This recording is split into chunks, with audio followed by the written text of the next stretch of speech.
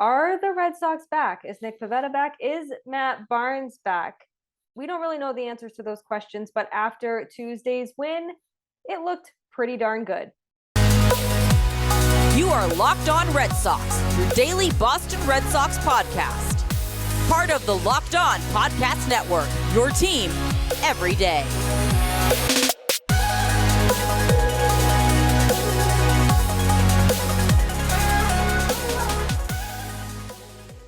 Thank you for making Locked On Red Sox your first listen of every single day. I'm your host, NESN's Lauren Willand, alongside Massachusetts Pirates team insider and Worcester Red Sox production assistant, Jake Ignaszewski. Today, we are going to talk about the Red Sox 5-3 win, much closer than it probably should have been. Look at Nick Pivetta's final line because he finally bounced back after some rough outings. Matt Barnes, oh my goodness, I don't want to get too far ahead of myself here. He looked great. We do have some injury updates for you as well. Jake was at the Woo Sox game, obviously. So he'll talk about Matt Strahm and how he did in Tuesday's outing for Worcester. Tanner Houck, uncertain future. And Kiké Hernández, who did return Tuesday, detailed his scary hip setback and how serious it ended up being. But let's jump right into Tuesday's win. The Red Sox beat the Pirates 5-3, and it was just an overall very good game. They jumped out to a 4-run first inning. Alex Verdugo had an RBI single. Christian Arroyo and Eric Hosmer also had RBI singles. And Kiké Hernández, in his return to the lineup, had an RBI sac fly to cap off that 4-run first inning. And according to the Boston Globe's Alex Spear, the first 6 Red Sox batters reached base, which is the most consecutive non-outs to start a game for Boston this year. So the offense was really good. Tommy Pham continued to be really, really strong for Boston, 2 for 4 with 2 runs. We'll get into the pitching in just a minute, but overall, the offense got to this pitching early against a very bad Pirates team, took advantage of their pitcher, and took advantage with men on base. They really did. And you know, it's nice to see this lineup starting to get healthier and healthier. We're starting to finally see this major league full Red Sox roster. And, you know, we're going to be talking about this a little bit later on in the episode, but it'll be interesting to see what those corresponding moves are once injuries do start to come back. But it was nice to see Kiké back in the lineup. Looked relatively comfortable for his first start back, but really nice to see Tommy Pham continuing his hot streak at the plate and being able to make things happen for the Red Sox offense. But overall, this is sort of what you anticipated going into this Pirates series, and hopefully the Red Sox can play like they are playing right now and not have a Kansas City Royals sort of situation, because that series should have been a clean sweep and it shouldn't have been anywhere close to as embarrassing as it was. You are absolutely right. And it's really good to see the Red Sox kind of beat up on bad teams. Yes, the Pirates did make it very interesting toward the end of the game because Austin Davis struggled to get any outs, and John Schreiber came in and ended up giving up 3 runs that were credited to Davis. But when you look at the pitching lines here, you're going to look at Nick Pivetta. He has struggled of late. I mean, he's been very interesting. He started off the year slow, did a 180, was almost unhittable. He was like 9-1 in his 10 starts. And then he did another 180 and went back to first half Nick Pivetta. And we were like, oh, hold on, wait a second. Like, what is going on here? But again, I know it's the Pirates. I know this is not a good team, but these are the teams that Nick Pivetta and the Red Sox need to be good against and be strong against. And Nick Pivetta did just that. He had 5 1-2-3 innings, 7 shutout innings, 1 hit, 3 walks, 6 strikeouts, 99 pitches. Probably could have stretched him to the 8th, but I think that Alex Cora was just happy with what they got from Pivetta on Tuesday. I certainly was happy, especially after a string of bad starts. And here we go, the Red Sox again, kind of stringing together good wins. A couple against a good Yankees team. Now they're winning games they should be winning. It's like, are we ever going to be off this emotional roller coaster that is the 2022 Red Sox?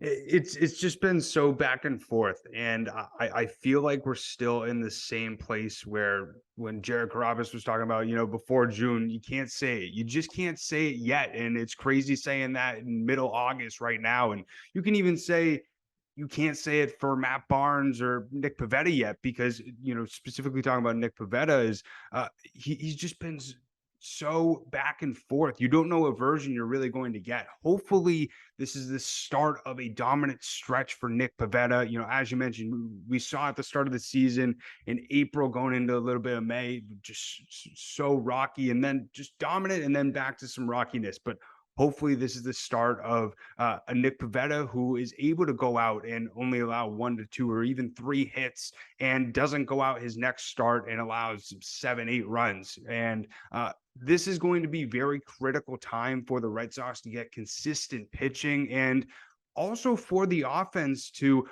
score enough runs to where these bullpen mistakes don't really factor into it. And I think that was really pivotal for this game and for the ultimate win for the Red Sox, that the offense was able to do just enough so then the Pirates didn't make it too interesting.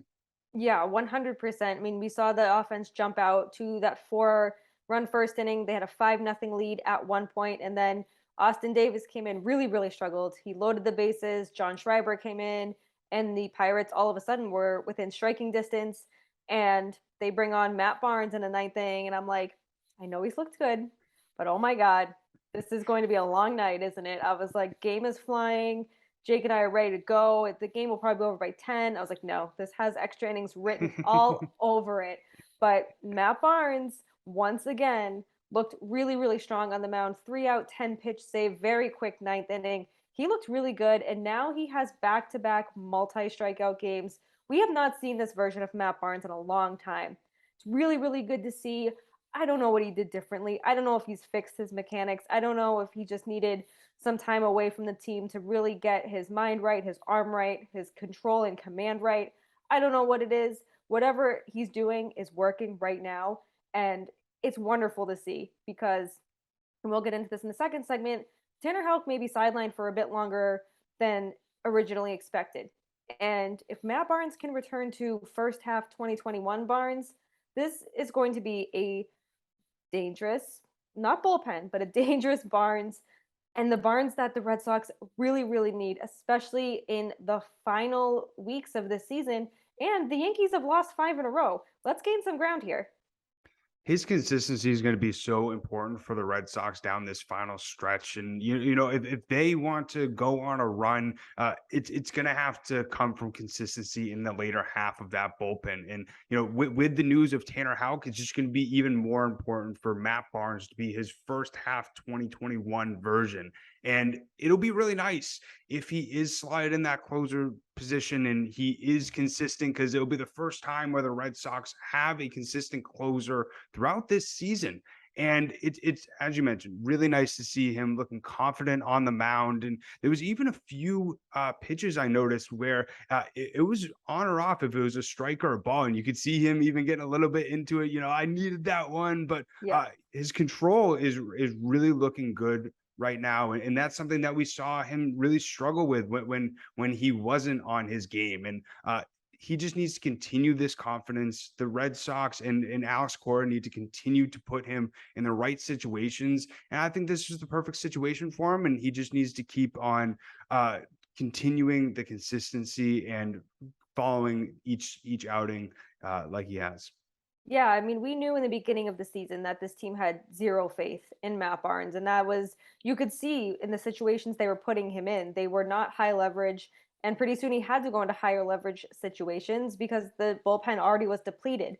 So you saw the confidence dwindle in him, and you saw him struggle with the Florida Complex League, and these are teenagers that he was struggling against. And I'm sitting here thinking, like, good God, like, is this what Matt Barnes is going to be after he signs this extension? Is this almost unhittable all-star in 2021. But to see him just kind of bounce back, get 2 saves, get some good quality innings against the Yankees. We've seen it against good teams now. And yes, it's the Pirates, but these are the teams that Matt Barnes, I'm thinking he's going to implode. Like, this is this perfect situation for him to just kind of fall back to earth. But I'm glad he didn't. I am so glad to see him confident on the mound. He looks happier. His teammates look pumped for him. And like I said, the Red Sox really, really need this right now. And they've now allowed 11 runs in their last 5 games. They've won 4 of their last 5 games. this Red Sox team, I'm not saying that they're back in the postseason race. I mean, they're still in the postseason race. They're still out of a wild card spot, but I'm very encouraged from what we've seen over the stretch of the last 5 games. We're one game away from being back at 500. It's Yes. pretty crazy the amount of times that we've gotten excited about the Red Sox being back at 500 and over 500, but that's just where we're at this point. And it's nice to see sort of the swagger back. And this Yes. is, it seems like it's just been so inconsistent. We obviously saw it back in June, and then July, it just went way down. But I think with guys coming back healthy, sort of that energy from that presence in the clubhouse is going to be huge for this team, especially when now every single game matters. And so it's going to be huge if they're able to sweep the Pirates. It doesn't matter looking at their record. Wins are wins at this Right. time in the season. And especially, I just mentioned this, the Yankees have lost 5 straight. The New York Yankees I don't want to say that they're spiraling, because I did say that they can't afford to lose a couple games here and there, but they look very defeated right now. Anthony Rizzo's losing his mind in the dugout over a controversial call, whether he couldn't move out of the way or not when he got hit by a pitch. This is the funny. perfect time. This is the perfect time for the Red Sox to get wins while the Yankees are losing, and they need to do it against especially teams like the Pirates. When we did the crossover with Ethan Smith of Locked On Pirates, he was just he's defeated. He's like, this team is just bad, and this is the time that the Red Sox need to take advantage, and they especially need to take advantage with the injury updates that came out on Tuesday prior to Boston's win. Some of it's good news. I mean, Kiké is back, but he detailed how scary his hip injury ended up being. We'll talk about Tanner Houck. Jake, you will talk about Matt Strahm and how he fared in his rehab assignment in Worcester. But first, I want to tell you about Liver Health Formula, because did you know that the key to sustainable weight loss is through your liver? It's responsible for flushing out harmful toxins and igniting your fat-burning metabolism. But thanks to modern diets rich in unhealthy processed foods and fad diets such as keto and constant exposure to thousands of man-made and environmental toxins, most of us actually have overworked livers. But now it's easy to rejuvenate your liver and health and reignite your metabolism thanks to Liver Health Formula by Pure Health Research. Liver Health Formula contains 8 liver-boosting super nutrients like turmeric, beet, and artichoke extract, all of which work together to kind of wake up a sluggish liver and turn it into a toxin-flushing and fat-burning machine. No more uncomfortable digestion, no more feeling tired and low in energy all the time. Go to getliverhelp.com/MLB to learn more. Again, that's getliverhelp.com/MLB to try Liver Health Formula completely risk-free and claim your free bottle of Curb Fit with your order. Go to getliverhelp.com/MLB now to get started. So some injury updates. Like I said, some good, some bad.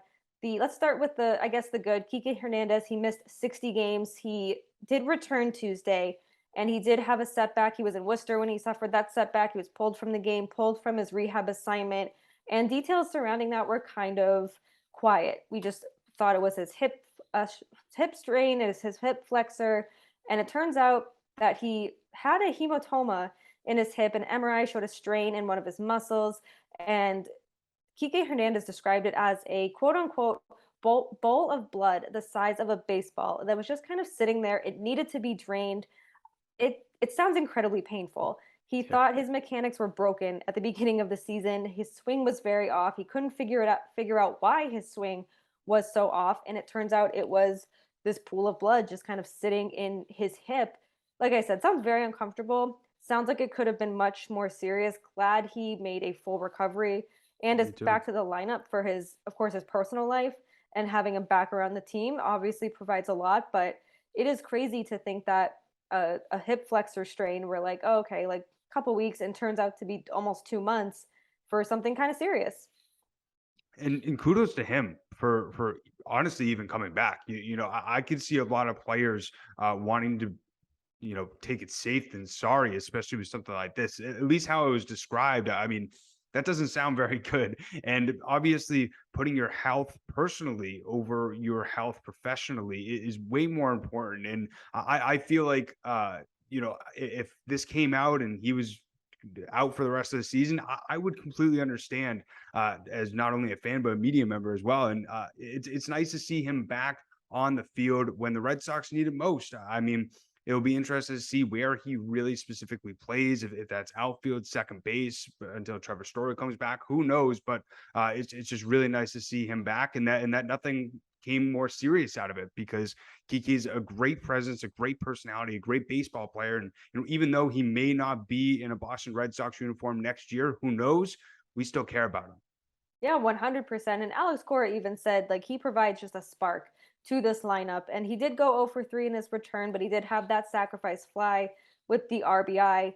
And you mentioned he can play different positions. He played shortstop on Tuesday because Xander Bogaerts took a ball off of his foot or his shin, so he was given a rest day. We know he can play second. We know he can play outfield. So when Kiké was activated, many people thought, okay, Jarren Duran is going to go down to Worcester because Rob Refsnyder also was activated on Tuesday. But Jarren Duran stayed. And this is from Mass Live's Chris Catello. He said, according to sources, the Red Sox decided it's important to have their 26 best healthy players on the roster down the stretch and think Duran is one of them over depth pieces like Jalen Davis or Yolmer Sanchez. So Jarren Duran's made great contact lately with the ball. He's come up short. There's nothing really to show for it, but he is making that hard contact.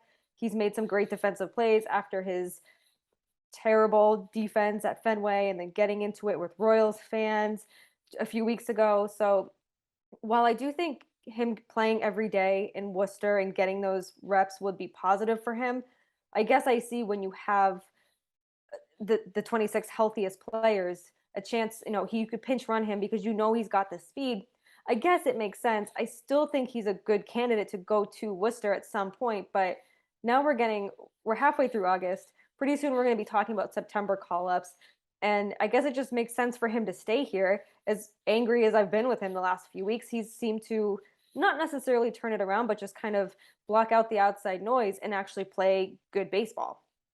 I think this is the best move possible that they could have made, especially with Refsnyder coming back. I'm curious to see exactly what happens with him. But I see, even though I've been very critical of Duran and his immaturity over the past week or so, I think that you need to keep him exactly where he is, especially we know how wonky his confidence may be, not only at the plate, but also in the field as well. And even though, the extra at-bats and reps in Worcester would be good for him, I feel like he needs to stay right where he is and continue to build off of his major league career. And I think especially with where this team is at the moment, he could not only play a lot of factors, like you mentioned, as a pinch runner, but also get to learn what it is like during this stretch of a baseball season. He was with the Red Sox at the end of last year, but he really didn't get the opportunity to be a part of it. And they had to send him right back down because he was struggling so bad. And so I think that this is really important for Duran, not only for his maturity, but for his season next year. Because the thing that you got to really think about, especially with making these sort of decisions, if you're up against, Refsnyder or Duran, who's going to be on your team next year? And we've seen Refsnyder do a great job while he's up here, and that doesn't really correlate to my feelings on if he should be in the majors or not. But at the same time, that's the real question that you got to ask yourself. And I see Duran, and I believe that Heim and Cora see Duran as a future in this franchise and see him on this depth chart next season. And so if they want to continue to help build his maturity, help him continue to get better at outfield and continue to get more consistent major league up at bats, I think you got to keep him exactly where he is. And we don't know conversations that go on behind closed doors. I know Alex Cora has talked to Duran being, this is not how we act. This is a World Series aspiring team. This is a team that is constantly used to success. Like, this is not how we act. It's kids throwing bottle caps at you. Friggin' relax. Like, it's the end, not the end of the world. But hopefully this does kind of bring his confidence back up or get his confidence back up. And he hasn't really panned out the way that fans have hoped of late, but he did go through the minors quick. He did get called up probably a little too early, and he's still trying to work things out. I do think he's old enough now to know, like, you need to get your stuff together at this point.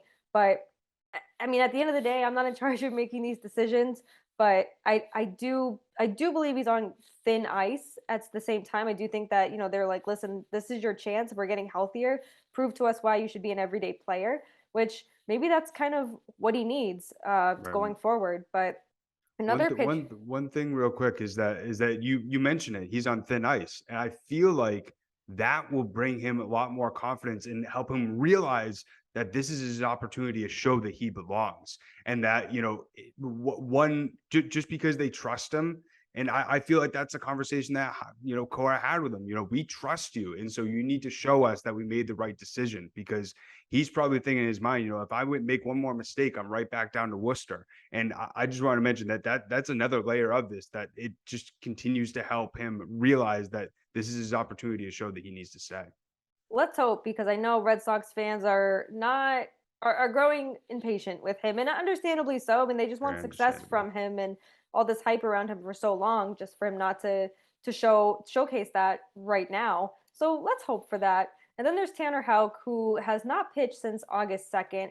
He did not get some great news on Tuesday. He's going to get reevaluated next Monday, and he's going to visit a spine specialist. Whenever there's a specialist involved, they get nervous, and then when you throw in the spine, that can get scary. The Red Sox will have some clarity regarding Houck's injury next week. He had a 5-4 record this year with a 3.15 ERA, 56 strikeouts over 60 innings. This week and next week's going to be really big for his recovery if and when he can make it back. We know that he's been substantial to this bullpen. He looked like he was going to be a closer at one point. And I don't know what kind of injury this is. He's dealing with a back issue.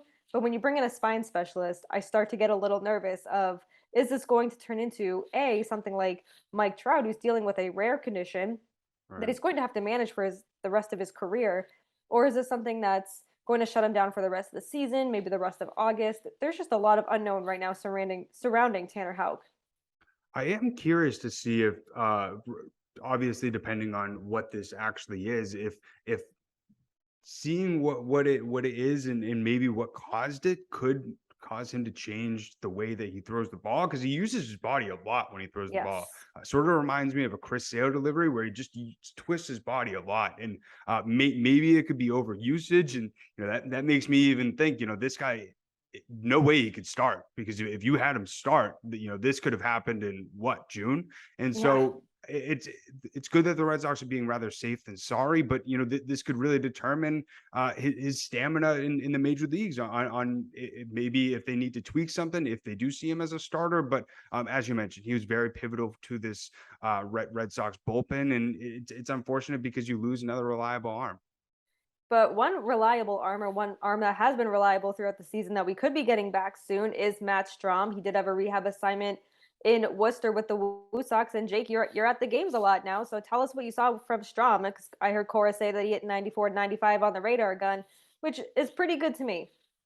Yeah, Strom looked really comfortable. I mean, he honestly, I believe it. He only made like 8 to 9 pitches in his start, but it was a hitless inning. Only pitched one, and he ended up allowing a fly out, a ground out, and struck out the last batter looking. So it was a very intriguing outing for Matt Strahm, and I'm curious to see what the next following steps are. But I didn't really see his hand injury really being an issue for him in this appearance. So hoping that he's able to get back on the major league team very soon. Very soon, and this team's getting healthier and healthier. We have one more segment left here in the Locked On Red Sox podcast, but Jake wants to tell you about why you need to drive sober. You're hanging out with some friends and putting back a few drinks. A few becomes a few too many. As the evening comes to an end and the people start to head out, you think of calling for a ride? Nah, you live nearby. You can make it home okay. It's no big deal. What are the odds that you get pulled over anyway? And even so, what's the worst that could happen? Your insurance goes up, you lose your license, you lose your job, you total your car, you kill someone. Everyone knows about the risks of drunk driving. The results are tragic and often deadly. However, that still does not stop everyone from getting behind the wheel while under the influence. That's why police officers are out there right now looking for impaired drivers on our roads to save lives. So if you think you're okay to drive after a few drinks, think again. Play it safe and plan ahead to get a ride. It only takes one mistake to change your life or somebody else's forever. Drive sober or get pulled over. So in our final segment of the Locked On Red Sox podcast, as we always do, we're going to end it on the mental health minute. And I am slowly but surely getting through the book. You are a total badass. I feel like I've been reading it for like 6 months. But last night I read a few pages before I went to bed, and a lot of it was to kind of start your day with intentions. So I intend to be present today. I intend to not take things personally today. And it really helped. It was my first day back at work on Tuesday in 2 weeks. And just to kind of start that day on a positive mindset. The sun was shining. It was a beautiful day in New England. And it's something that I need to practice more, because I know getting in that mindset of I intend to be fully present in my work today, and I intend to not take anything personally in my job and anything that comes my way after a long, prolonged time off work. Just a very positive way to start the day. And I think it's something that is just crucial to start your morning. And I'm ending my night with tea. If you're watching on YouTube, I am drinking my bedtime tea. And it's just something that I've tried to make a routine. And every time I do make it a routine, I realize how much happier and a better place I am. That's so important, especially being able to have not only that routine in the morning, but that routine at night. And I think as well, something that we've talked about affirmations on here and writing those down in the morning. Something that I started doing is writing out a mantra talking about being true to yourself and believing in everything that's going on around you, and just as you mentioned, not allowing yourself to take things personally, and just do the best that you can in what you're doing, and just be yourself at the end of the day, and to not allow the outside noise and what other people think to really allow you to think that it matters, because your opinion and how you treat other people, and not allowing the external forces to impact your mood, you control that. Nobody else does. Yep, 100%. I think that's the perfect spot to end this Locked On Red Sox podcast. You cannot control how others perceive you, but you can control how you react to any situation that is happening to you. Thank you for making Locked On Red Sox your first listen of every single day. Rate, review, and subscribe to Locked On Red Sox right here on YouTube, Apple, Spotify, wherever you get your podcast is where you can find us. Find us on Twitter at LO_Red Sox, Jake at Jake Iggy, and then me, Lauren, 3 laws, Lauren with 4 R's. Be sure to check out all the other Locked On shows across the network. Locked On Pirates with very sad Ethan, Locked On Yankees, Locked On Astros. Everyone does a really good job here bringing you baseball content Monday through Friday. And now that you've made Locked On Red Sox your first listen, head on over to Locked On MLB to make it listen number 2. Friend of the pod, Paul Francis Sullivan, just call him Sully, brings you his unique perspective using passion, using humor on baseball, major leaguers, today, yesterday, past, present, everything in between. It is a must listen. You will love everything he brings to the table. You can find it on YouTube, Apple, Spotify, just like Locked On Red Sox. You can find Locked On MLB wherever you feel like listening to a podcast. Be sure to check back on Thursday. Hopefully we can recap another win, a series win, and get this team on the right track, get this team rolling. Let's cross our fingers. Let's get those positive affirmations. I intend for the Red Sox to win on Wednesday. Yes, on Wednesday. We will see you on Thursday. And as always, let's go Red Sox.